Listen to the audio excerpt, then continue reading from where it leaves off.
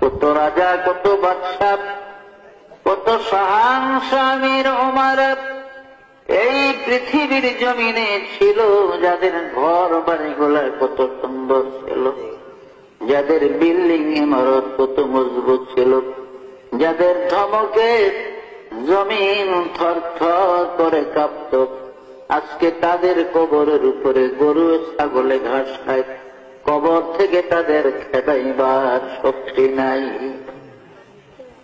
কুজা কারণ, কুজা ফেরাউন, কুজা নমরুদ সুদাহমান,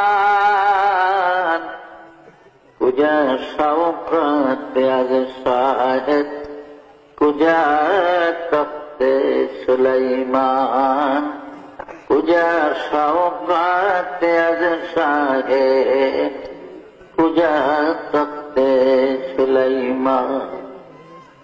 এখন জাহাজ গাড়ি হাওয়ায় চলে, কলেরই বিধান, ওগো বিনা কলে হাওয়ায় চলত হযরত সুলাইমান, মোরা সেই মুসলমান। এই পৃথিবীর জমিনে 4 জন বড় বড় প্রতাপশালী বাদশা ছিলেন, রাজা ছিলেন, যারা সারা দুনিয়া শাসন করেছে, যাদের রাজত্বের সীমানা ছিল মিনাল কাফে ইলাল কাফ, সূর্য উদয় হতে অস্তমিত স্থান পর্যন্ত রাজত্বের বাউন্ডারি ছিল। এমন 4 জন বাদশা ছিলেন এই পৃথিবী। এদের মধ্যে 2 জন ছিল কাফের আর 2 জন ছিলেন মুসলমান। কাফের মধ্যে 2 জন ছিল বাদশাহ নমরুদ এবং মুখতানসর, আর মুসলমানের মধ্যে ছিলেন হযরত নবী সাইয়েদনা সুলাইমান আলাইহিস সালাম এবং বাদশাহ যুলকারনাইন। যুলকারনাইন বাদশাকে কোরআনের ভাষায় যুলকারনাইন বলা হয়, কিতাবের মধ্যে তার নাম হলো ইস্কান্দার যুলকারনাইন, তাওরাত কিতাবে তার নাম হলো কোরেশ, ইনজিল কিতাবে তার নাম সাইরাস, আর ইংরেজরা তাকে আলেকজান্ডার বলতো।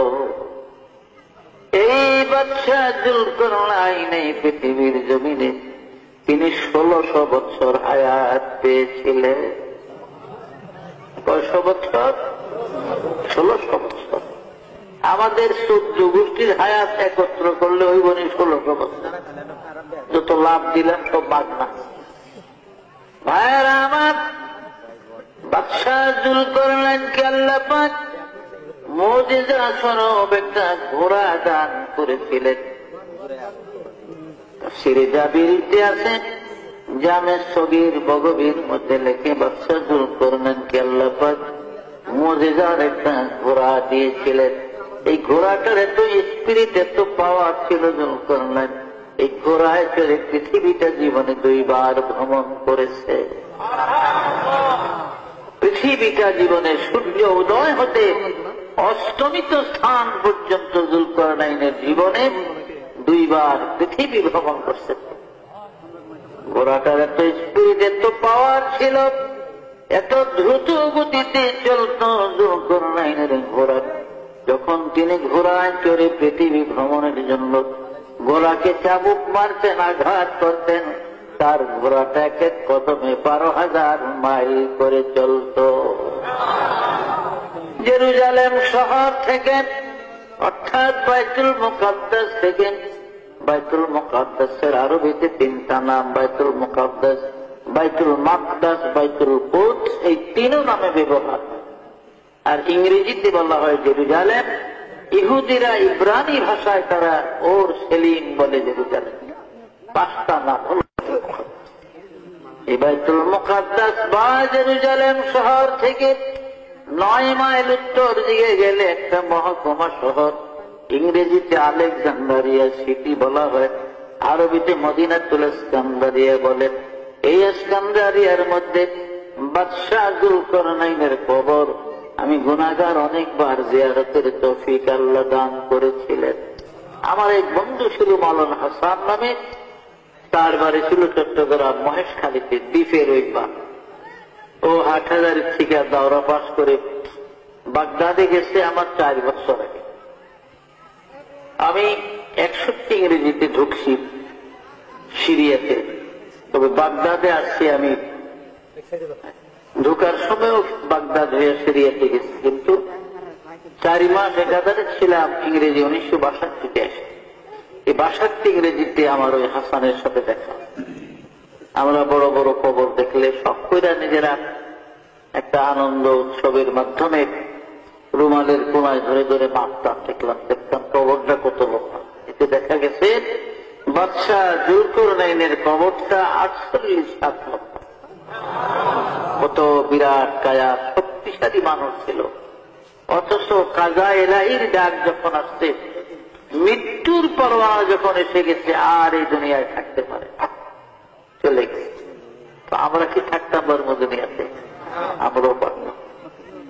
আমার আল্লাহ পাক বলেন, বিসমিল্লাহির রহমানির রহিম, আইনামা তাকুনু ইউদরিকুমুল মাউত ওয়ালাউ কুনতুম ফি বুরুজিন মুশাইয়াদা। ও বান্দা, মৌতের ডরে, মৃত্যুর ভয়ে তুমি পৃথিবীর যেখানেই যাও না কেন, যেই জায়গায় গিয়ে ঢুকাও না কেন, আব্রাহা বাদশার মতো যদি সত্য লোহার মজবুত একটা সিন্দুক বানাইয়া তার মধ্যে তুমি লুকাও, আমার মালাকুল মউত ওই সিন্দুক থেকে তোমাকে ধরে নেবে, এই দেশের জমিনে থাকতে দিবে না। মাল দৌলত ইলম হশমত কুছ নেহি কাম আয়েগা, মাল দৌলত ইলম হশমত कुछ नहीं काम आएगा, मौत जिस दिन आ जाए गर्दन पकड़ ले जाएगा। দুনিয়ার মাল দৌলত কোনো কাজে লাগবে না। আজরাইল আলাইহিস সালাম যখন আসবে, ঘাট ধরে গর্দান ধরে নিয়ে যাবে, এই দেশের জমিনে